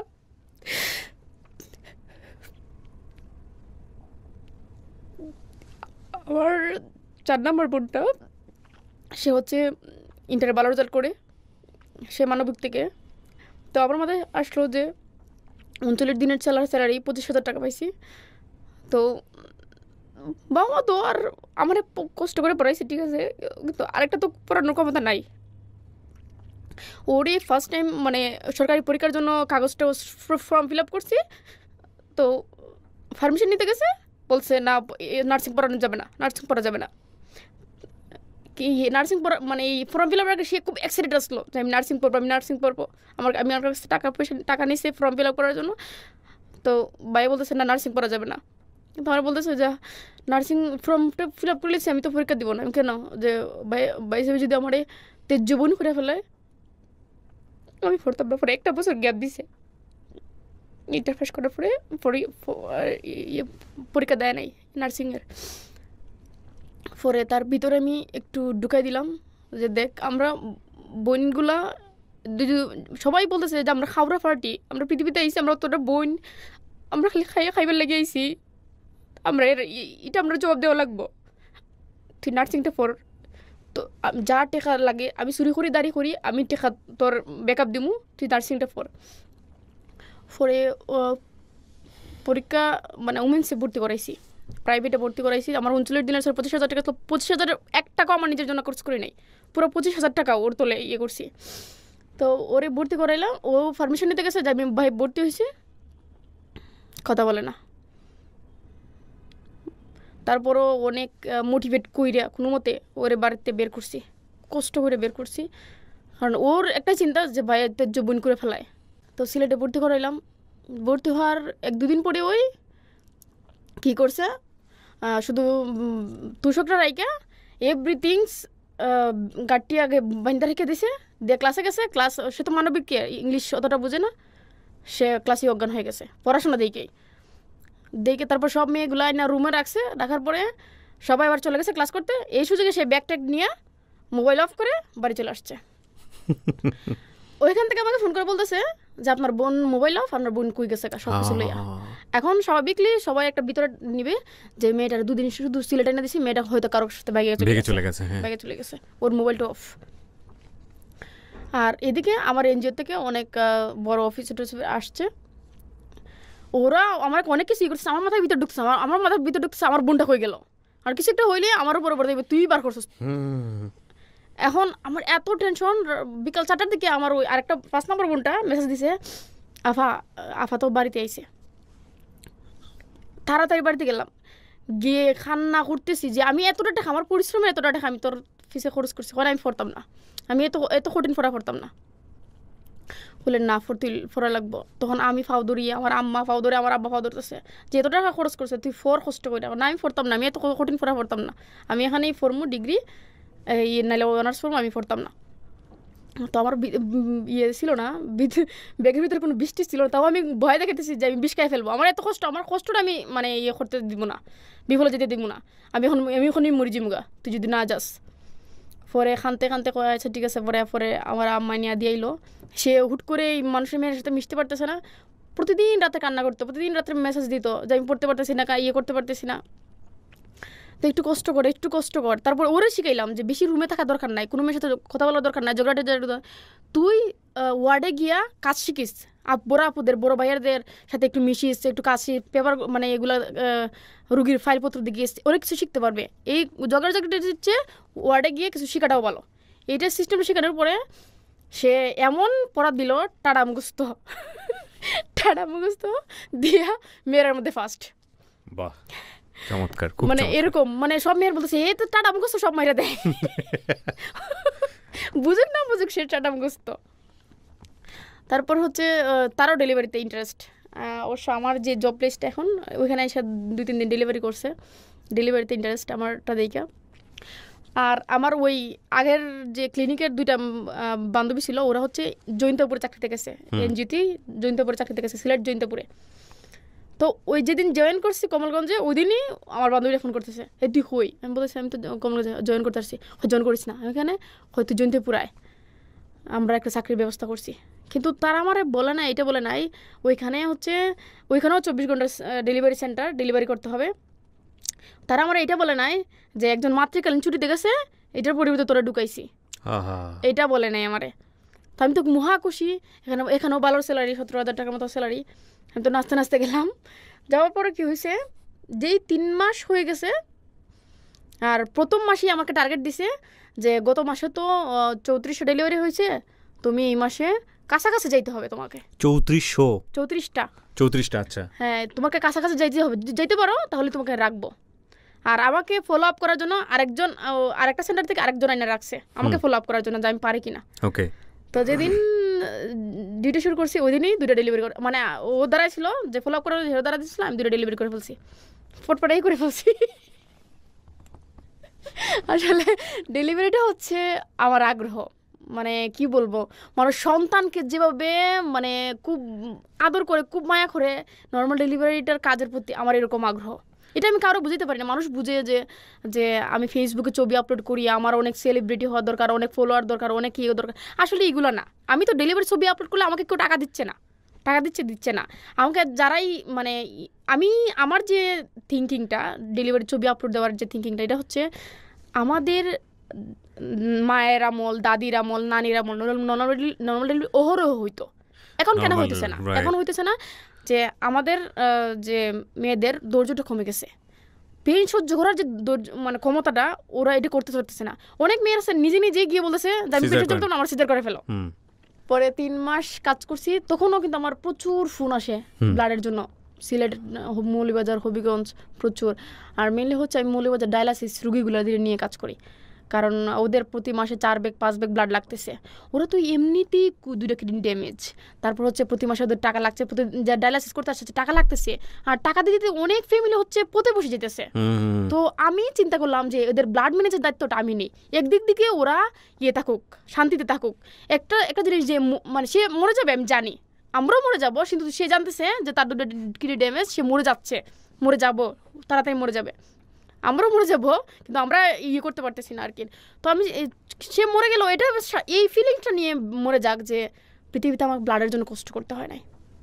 তার একটা ব্লাডের দরকার মানে সামহাও আপনাকে ফোন করলো আপনি তো ব্লাড ম্যানেজ করতে পারবেন আপনি দিলেন অন্যজনের নাম্বার সে দিল আরেকজনের নাম্বার এভাবে সে ডে বাই ডে মানে বাই দ্য বাই মানে 4-5 জনকে ফোন করা লাগতেছে তার ফোনে টাকা যাচ্ছে সে কিন্তু ডিরেক্টলি কারো কাছে ফোন করে ব্লাডটা পাইতেছে না সো আমি এইটা দায়িত্ব নিয়ে করতেছি মৌলভীবাজারের ডায়ালাইসিস পেশেন্টগুলোর দায়িত্ব তারপর তেলাসিমা বাচ্চা এগুলোর দায়িত্ব নিয়ে আমি ব্লাড ম্যানেজ করতে প্রতি মাসে 5 ব্যাগ 6 ব্যাগ মানে প্রতি মাসে মানে এক একটা রুগীর মানে বি পজিটিভ বেশি রুগী প্রতি মাসে 20 ব্যাগ 22 ব্যাগ বি পজিটিভ আমার এমনও মনে হয় আমি এমনও হয়েছে মানুষের পায়ে ধরে ফেলছি বি পজিটিভের জন্য কান্না করে ফেলছি মানে এরকম হার্টলি আমি কাজটা করি ডায়ালাইসিস রুগীর জন্য ওরা ফোন করতেই ব্লাডটা ম্যানেজ ওরা এটা বুঝে আমার কাছে ফোন করতে ব্লাডটা ম্যানেজ কিন্তু এখন আমি কেমনে ম্যানেজ করতেছি ওরা জানে না অনেক কষ্ট করতে হয় ব্লাড ম্যানেজের জন্য তো ওইখানে প্রচুর ফোন আসে আর আমি ওইখানেও ব্লাডের কাজ বলতে আমার পাশে একটা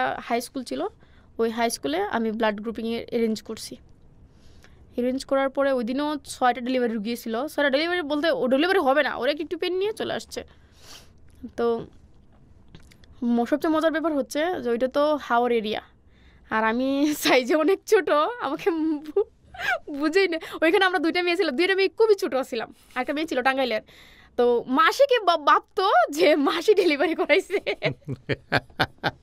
মাসি মানে আমরা তো ধরেন স্কার্ট পরতাম গেঞ্জি পরতাম মানে ডিউটি আওয়ার সারা তো বুঝতো যে আমরা ছোটো ছোটো মেয়ে মাসির মেয়েটি হোম এরকম তো একদিন একটা রুগী বলেছে যে ওই ডাক্তারটা বলে গেছে এটা করা যাবে না আমি বলছি করা যাবে না মানে কোন ডাক্তার বলছে একটা মেসকিপার একটা ডাক্তার হ্যাঁ ওই মেসকিপার ডাক্তার মানে মাসি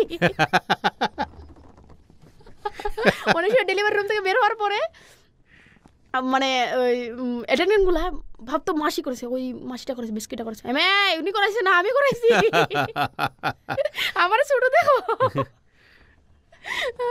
বলতাম যে ফার্স্ট টাইম যখন আমি মানে হবিগঞ্জের এনজিওতে মানে ডেলিভারি করাই মহিলার মায়া বলতেছে আল্লাহ গো তোরা কইসলাম না ইফুরে বিয়ে হইছে না শাদি হইছে না ইফুরে ডেলিভারি কিতা বুঝবো তুই কিতা লাগে এখানে আইসস এখন আমি মানে আমার তো টার্গেট হচ্ছে ডেলিভারি কোনো মতো করানো বলতেছে থাকো না একটু থাকো না প্লিজ থাকো আচ্ছা সকাল পর্যন্ত অপেক্ষা করো না হইলে যাই সদর আজকে সকাল পর্যন্ত আমার একটু সুযোগ দেও ডেলিভারিটা করবার ওইরকম করতে করতে রাতে 2টার পরে ডেলিভারি করানোর পরে মহিলার মারে বলতেছি মানে ছোটো মরিছে না এটা ঝাল বেশি থাকে জানো বাইকটা দেখছো ছোটো দেখছো আমার তো পড়াশোনা ছোটো না আমার অভিজ্ঞতা তো আর ছোটো না চমৎকার খুবই চমৎকার একটা মানে সবচেয়ে রিজনেবল একটা ঘটনা হয়েছে একটা মহিলা আসতো সে হচ্ছে ওই লুকটার সেকেন্ড ওয়াইফ মহিলা একটু প্রতিবন্ধী তার হাতটা এরকম একটা হাত এরকম সে যখন এনসি নিতে আসতো আমার কাছে চেক আপের জন্য আসতো তো বলতো যে তার স্বামী হচ্ছে চুরিটারি করে ডাকাতি করে তো আমি মানে আমাদের তো গর্ভবতীর মায়ের মোবাইল নাম্বার রাখতে হয় আমি মোবাইল লিখে আমার কাইটে বলছি তোমার জামাই যদি আমার অ্যাটাক করে বল না তোমার অ্যাটাক করতো না বাই চান্স করে আমার নাম্বার দরকার নাই পরে সেকেন্ডবার চেক আপ করার সময় বলতেছে আমার একটু পেইন আছে তো বলে আমি আসো চেক করে দেখি চেক করলাম চেক করে বলতেছি দেখি একটু জোরাই মুখলছে বলতেছি তুমি বাড়িতে যাও কাপড় চোপড় নিয়ে আসো তোমার ডেলিভারি করাই দিব না বলে আফা আমার তো কেউ নাই আমি তোমার বোন না আমিও তোমার বোন আমি আসি আর কেউ লাগতো না তুমি কাপড় চোপড় নিয়ে আও আচ্ছা ঠিক আছে যাই গেছে আর আয় না তো আমি দুপুরে খাওয়া গোসল টোসল করছি, আমার চুলগুলো এমনি খোলা, নর্মাল একটা জামা। আমি কি করছি ভাবছি কাছেই, আমি জিজ্ঞেস করতে করতে যারাই জিজ্ঞেস করে বলতেছে এর বাড়িতে কিতার লেগে যাইতে হয়। বলে না একটা রুগী আছে তো, তো জিজ্ঞেস করতে করতে অনেক দূর গেছি। আরে আল্লাহরই গিয়ে দেখি ডাকাত গরো, বয়স শেষ আমি, তো কিভাবে কি বলবো। আর মহিলা হচ্ছে পেন সহ্য করতেছে, শাশুড়িকেও বলে নাই স্বামীকেও বলে নাই, স্বামীটাকে নাকি অনেক মারে, খাইতে দেয় না, অনেক মারে। তো কি বলতেছি আমি তো ওই হাসপাতালে চাকরি করি, তোমার বোর বেদনা আছে, আমি নিয়ে যাই ডেলিভারি করাই দিই মনে হয়। ঠিক আছে আপনার লাগে যা কাগজ কাপড় বার কর, কাপড় পর ইয়ে করে সে ওই আগাই দিছে। আগাই দেওয়ার পরে আনলাম, আনার পরে রাতে তো ধরেন আমি থাকি আর ওই গার্ড থাকে, পুরুষ একটা গার্ড আছে, আর রুগীটা আনছি, আর কেউ নাই। এখন এসে লোক আসেনি, ডাকাত লোক আসে নাই, ডাকাত তো ডাকাইতি, আসল ডাকাত সে তো দান্দায় চলে গেছে। তো 2টা ইঞ্জেকশন লাগবে, তো ইঞ্জেকশন কোথায় পাবো, এটা তো একটা রিমোট এরিয়া। তো বাসে একটা ছেলের সাথে আমার পরিচয় হয়েছিল, আমি নাম্বার নিয়ে রাখছিলাম, ওই ছেলের আমি ফোন করছি, বলতেছি দোস্ত এসে আমার রিয়ারমিটি মানে একই যে বলতেছে দোস্ত একটা কাজ করে দেয় না, হলে কি বলতেছে এরকম একটা গরিব রুগী আছে, 2টা ইঞ্জেকশন লাগাই না, দিয়ে যাস না। আচ্ছা ঠিক আছে আইতেছে বলতেছে 400 টাকা সিএনজি ভাড়া দিছে, 2টা ইঞ্জেকশন 26 টাকা হবে 2টা ইঞ্জেকশন। সেই বলতেছে এরকম একটা জঙ্গল আমি আগে জানলে জীবন আইলাম না।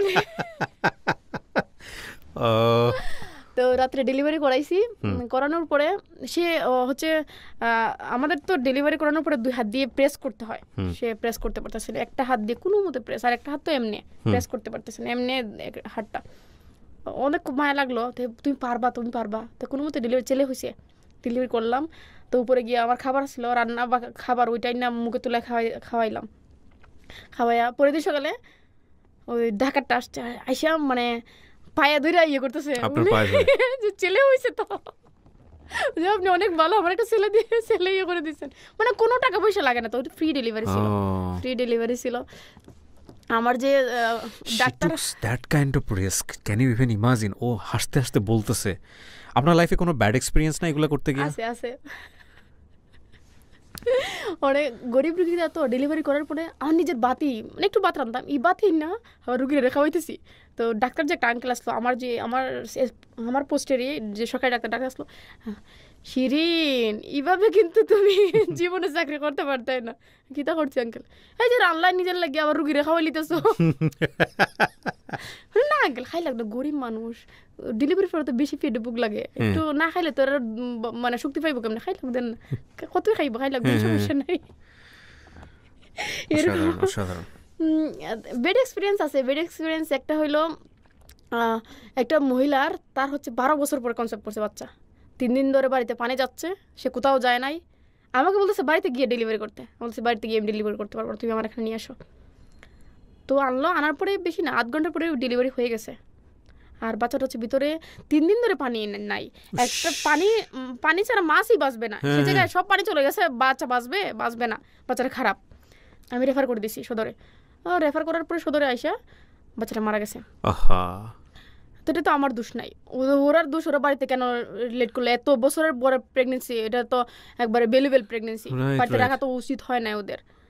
ওরা কি করছে বাড়িতে রাইকা, তো ওইটা ইয়ে দিয়ে দিছে, ব্লেম দিয়ে দিছে আমার উপরে, যে আমি নাকি উড়াই ফেলাই দিছি বাচ্চা। এটা পসিবল, আমি তো মানুষ, আমি উড়াই বাচ্চা মাইরা ফেলবো। তারপরে হচ্ছে সাংবাদিক নিয়ে আসছে রাত্রে, সাংবাদিক আমার পেপারস চেক করতেছে, আমি তো ভয়ে ফার্স্ট টাইম এরকম একটা ফেস করতেছি। কয়েকজন যারা পরিচিত ওদেরকে ফোন দিলাম, ওরা সাংবাদিককে উল্টো তুমি যা মনে পারো মনে করে কইরে লাও, তোমার যাটা ভালো লাগে এটা কইরে লাও, সাংবাদিককে উল্টাই কথা কয়। তো আমি কাউরেই পাইতেছি না, আর আমার এনজিওতে ফোন করতে পারতেছি না। তারপরে আমার পেপার চেক করলো, আমি উন্না ভালো করে ইয়ে করেন, আমার মা আওলা চলো চুল এরকম সাংবাদিক ছবি নিয়ে গেল। আমি আসলে ভয় পেয়ে গেছি সাংবাদিক দিকে, আমি এরকম তো ফেস হই নাই কোনো দিন। সাংবাদিক সবটা লেখা নিয়ে গেল, আর আমার ইনডাইরেক্টলি বলে ফেলছে 2000 টাকা লাগবে। আর ওটা হচ্ছে এডিক্টেড একটা সাংবাদিক নিয়ে আসছে। আমি বলছি টাকা দিব না, আমার কাছে টাকা নাই, আমি টাকা দিব না, তুমি যা পরে লিখে ফেললো।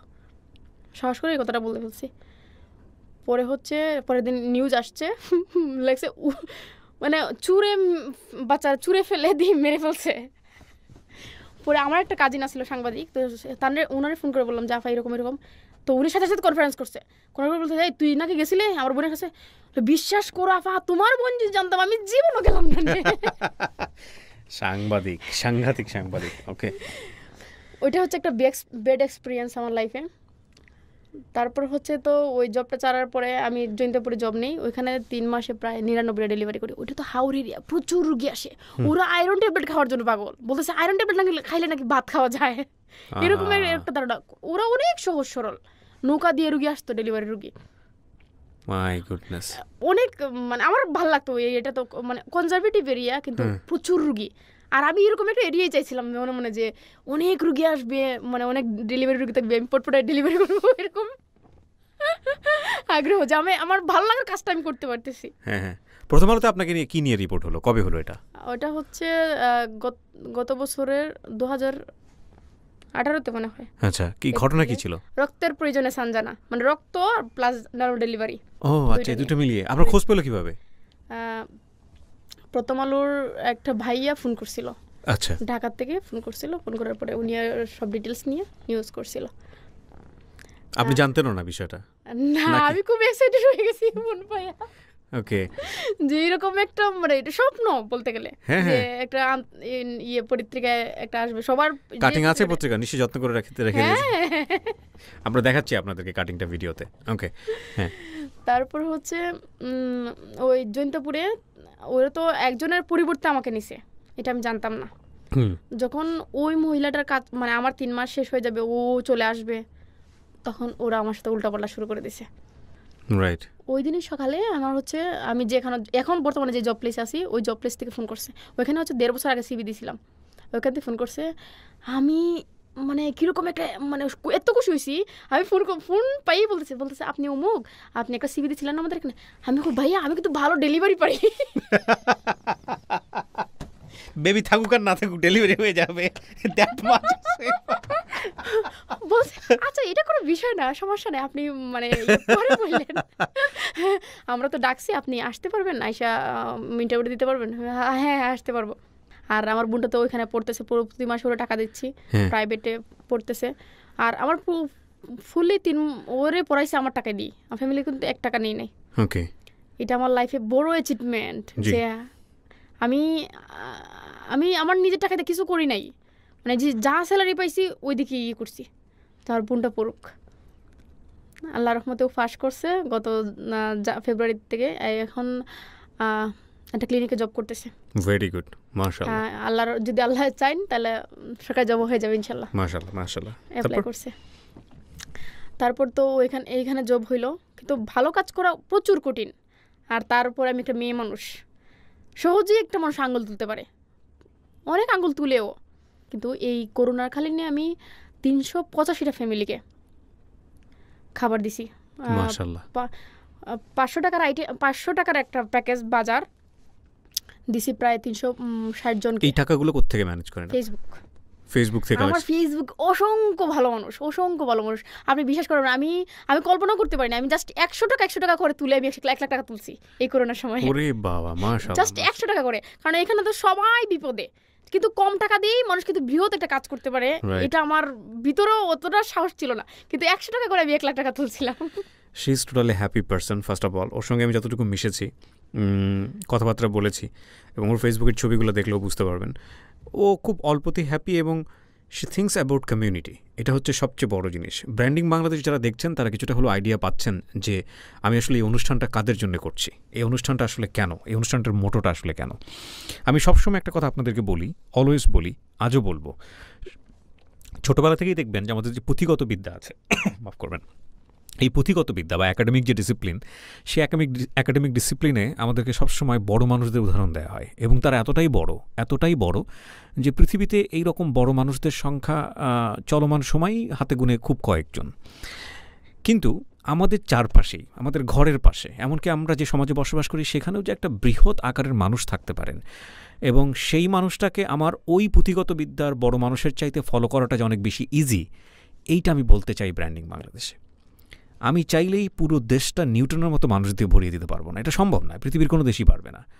যদিও তারাই আমাদের এক্সাম্পল। ডেফিনেটলি আমি চাইলেই রবীন্দ্রনাথের মতো মানুষ তৈরি করতে পারবো না, 100 বছরে একজন হয় কিনা সন্দেহ আছে। আমি চাইলেই হুমায়ুন আহমেদ তৈরি করতে পারবো না। আমি চাইলেই আপনার বড় বড় কবি সাহিত্যিক যাদের উদাহরণ মহাত্মা গান্ধীর মতো মানুষ তৈরি করতে পারবো না।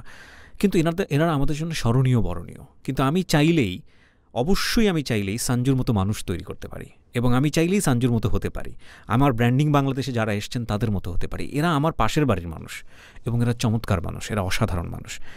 তো এই অসাধারণ মানুষ সম্বলিত একটা কমিউনিটি যদি আপনি চিন্তা করেন, তাহলে এই মানুষগুলোকে রেসপেক্ট করতে হবে, এই মানুষগুলোকে স্যালুট জানাতে হবে, এবং এই মানুষগুলো যে আমারই বাড়ির পাশে হয়ে ওঠা মানুষ, তাদের যে একটা আলাদা রিকগনিশনের প্রয়োজন হয় সেটার ব্যবস্থা করতে হবে। তাহলে বাকি যারা আছেন তারা তাদেরকে ফলো করবেন। সো ব্র্যান্ডিং বাংলাদেশের মোটোটা হচ্ছে এটা। আমি আরও বেশি ডিফাইন করতে চাই অনুষ্ঠানটাকে, সেটা 10টা পর্ব প্রচারিত হওয়ার পর। তো সঞ্জু, আমি ফেসবুক কিছুদিন আগে ফলো করছিলাম, সেখানে আমি যেটা দেখলাম যে আপনার হাতে কতজন ডেলিভারি হয়েছে? 500-র বোধহয় বেশি, 528 জন। 528 4 বছরের ক্যারিয়ারে 528টা ডেলিভারি আপনি নর্মাল ডেলিভারি করেছেন। এটা আমার টোটাল মানে চাকরির লাইফে 528টা ডেলিভারি। নর্মাল ডেলিভারি সবগুলাই ফ্রি। কি পরিমাণ জনসংখ্যা দেশে বেড়ে যাচ্ছে আপনারা চিন্তা করতে পারেন? কারণ সবগুলো ফ্রি। হ্যাঁ, কারণ আমি যে করাইতে পারছি এটাই আমার মানে শান্তি। টাকা দিয়ে তো এই শান্তিটা কিনা যাবে না। ওয়াও, অসাধারণ। ও মানুষ হিসেবে অসাধারণ। বিয়ে শাদী এখনো হয়নি? না, বিয়ে শাদী তো এটা একটা বড় সাপোর্ট যে আমি আনমেরিড হয়ে এগুলো করি। প্লাস আমার একটা সার্টিফিকেট, দুর্বল একটা সার্টিফিকেট, এই সার্টিফিকেটটা আমি দুর্বলতা দিয়ে আমি উঠে দাঁড়াইছি। কেউ যদি আপনাকে এই আজকের অনুষ্ঠানটা শোনার পরে মানে এমন কোনো ব্যাপার আছে কিনা, মানে হায়ার এডুকেশনের প্রতি একটা আগ্রহ আছে কিনা, বা এই সায়েন্সের জায়গাটাতে আরও বেশি ডেভেলপ করতে চান, ফিউচার প্ল্যানটা কি আসলে? ফিউচার প্ল্যান হচ্ছে যে দুর্বল একটা সার্টিফিকেট, মানে জব বাবার তো সব মানে টাকা পয়সার তো নাই, করতে পারবে না ঘুষ-টুস দিয়ে চাকরি। আমি চাচ্ছি যে হেলথ সেক্টরে আমার ছোটোখাটো একটা চাকরি হোক, যাতে আমি নর্মাল ডেলিভারিটা কন্টিনিউ করতে পারি। আমি যে এখন জব প্লেসে আছি, এটা তো আমি মানে চাইলেই বাইরেও মানুষকে সার্ভিসটা দিতে পারতেছি না। তো আমার গভর্নমেন্ট একটা জব হইলে আমি এটার উপর ডিপেন্ড করে আমি বাইরের মানুষকে আমি ফ্রিতেই করবো, কিন্তু আমি কাজ করতে চাই, মানুষকে সাহায্য করতে চাই, ডেলিভারি রোগীগুলোরে ফ্রিতেই সেবা দিতে চাই। আপনি চাইলে কোনো প্রাইভেট হসপিটালে জয়েন করতে পারেন না? আপনাদের জন্য কোনো পোস্ট নাই? না, নাই। প্রাইভেট হসপিটালের জন্য কোনো? ওখানে নার্সিং পেশাটা কি তাহলে? আমরা তো মেডিকেল অ্যাসিস্ট্যান্ট, ওরা হচ্ছে নার্সিং। আচ্ছা আচ্ছা। সো সেই জায়গাটা থেকে সঞ্জুর এই চাওয়াটা কতটুকু পূরণ হবে আমরা জানি না, তবে ও যেহেতু এতটুকু পথ চলে আসতে পেরেছে, ওকে পড়ানো হবে না সে কারণে ফাঁসি কাস্টে চলে গিয়েছিল। এইরকম ডেডিকেশন নিয়ে সঞ্জু যেহেতু এই অনুষ্ঠান পর্যন্ত আসতে পেরেছে, সঞ্জু যেহেতু অনেকেরই উদাহরণ হতে পারে এবং অনেকের জন্যই আদর্শের জায়গাটায় চলে এসছে, তো সেই জায়গাটা থেকে আমরা প্রত্যাশা করি যে সঞ্জানা একসময় অনেক বড় একটা জায়গায় যাবে, এবং এদেরকে রেসপেক্ট করতে হবে, এদেরকে ভালোবাসা দিতে হবে, এদেরকে সম্মান দিতে হবে, কারণ এরা ঢাল নেই, তলোয়ার নেই, এই অবস্থায় সাহস, ভালোবাসা এবং ধৈর্য দিয়ে এই রকম এলাকাতে 550টার মতো ডেলিভারি এবং নিজের পকেটের পয়সা খরচ করে, এক অর্থে এটাই বলা চলে। শুধু ডেলিভারি না, তাদের ব্লাড ম্যানেজ করা, তাদের ফুল সাপোর্টটা দেওয়া, বাড়ি পর্যন্ত চলে যাওয়া, এটা ওর নেশার জায়গাটাতে, এটা ওর নেশা এবং পেশার জায়গাটাতে, এবং সেখানেও ফ্রি করেছে এই কাজটা। নমস্য, রেসপেক্ট, খুবই রেসপেক্ট। আমি খুবই মানে সম্মানিত বোধ করেছি যে আপনি হবিগঞ্জ থেকে আমার ডাকে আজকে যখন অনুষ্ঠানটা ধারণ করছি, তখন এই বৃষ্টিতে ভিজে ঠিজে, হ্যাঁ, ওর আসার কথা ছিল সকালবেলা, আসতে পারেনি, আস্তে আস্তে প্রায় সন্ধ্যার মতো হয়ে গিয়েছে। ও বৃষ্টিতে ভিজে তারপরে কাজ রেখে এই ছুটি ডে অফের দিন ও বলেছে ভাই আমি অন্যদিন আসতে পারবো না, আমি বলছি ডে অফের দিনে আসো তুমি। তো ওই অবস্থায় এসে আজকের এই অনুষ্ঠানে ও আমাদেরকে 2 ঘন্টার সময় দিয়েছে। আমি রিয়েলি অনার্ড, শিওর সঞ্জু বলেন। আমার বড় বোন তো বিয়ে হয়ে গেছে, বড় ভাইটা আনমেরিড আছে। তো তারপরে আমার পরের বোনটা হচ্ছে সে ইংলিশ নিয়ে অনার্স মাস্টার্স করা, সে বিসিএস ক্যাডার হতে চায়। রিসেন্টলি সে একটা জবও পাইছে প্রাইমারি স্কুলে, ভেরি গুড। পরেরটা তো নার্স, সে তো চাকরি করতেছে। আর পরের বোনটা হচ্ছে ডিগ্রি পড়তেছে। এরপরের ভাইটা হচ্ছে সে আমাদের ফ্যামিলিতে ফার্স্ট কেউ প্লাস পাইছে, এসএসসিতে প্লাস পাইছে, সে বড় আলেম হতে চায়। পরের বোনটা হচ্ছে 8-এ পড়ে। আমরা চাচ্ছি যে আমরা গ্রামে একটা উদাহরণ হব। আমরা বোনগুলা সবাই যারা বলতো যে এতগুলো মেয়ে হয়েছে, এদের বিয়ে দিতে অনেক টাকা লাগবে, আমরা উদাহরণ হব, অন্য মেয়েদের উদাহরণ হব আমরা। আমাদের মানে এখন আমাদের ইচ্ছাটা এইটুকুই। আমার মনে হয় কি আপনার ভাইজান আপনাকে অনেক লাভ করে, হয়তো কি অনেকদিন যাবত কথাবার্তা হচ্ছে না তো আমার ভাইয়ের দুই সাথে, বোনের সাথে কথা বলে না। এই যে জীবন নার্স মানে এই মেডিকেল অ্যাসিস্ট্যান্ট হয়েছে তাদের সাথে কথা বলে না। না এই ভাইকে আমিও আমার জায়গা থেকে, আপনি কি বলেন ওনাকে ভাইজান? ভাইসাব আমিও আপনাকে বলছি আপনার এই দুই বোন আপনাকে অনেক মিস করে। ওনার কথা আমি জানি না, বাট ও যখন বলতেছিল, আপনি যদি অনুষ্ঠানটা দেখে থাকেন, ওর চোখ দিয়ে কিন্তু টপটপ করে পানি পড়ছিল।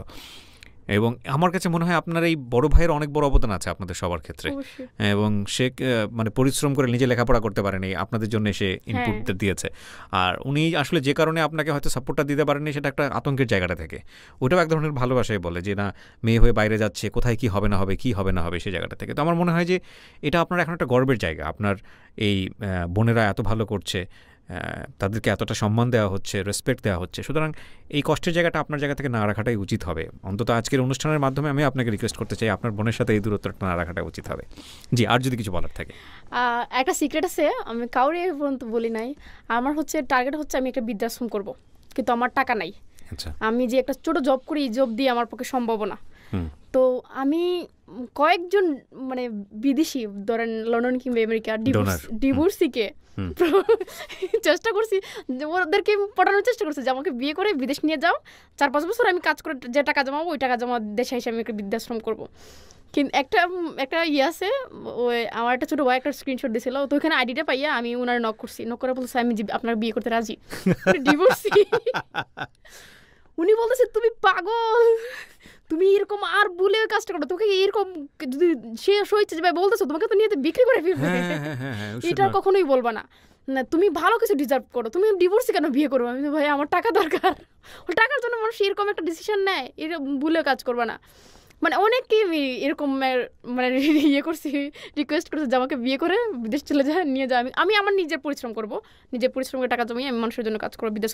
আর বৃদ্ধাশ্রম করার ইচ্ছাটা হচ্ছে, আমার নানার কিন্তু প্রচুর সম্পত্তি ছিল, কিন্তু নানার ছেলে মেয়েগুলারে মানুষ করে যেতে পারে নাই, ওর ওই সম্পত্তির জেরেই ভাই বোনের মধ্যে সম্পর্কটা নাই।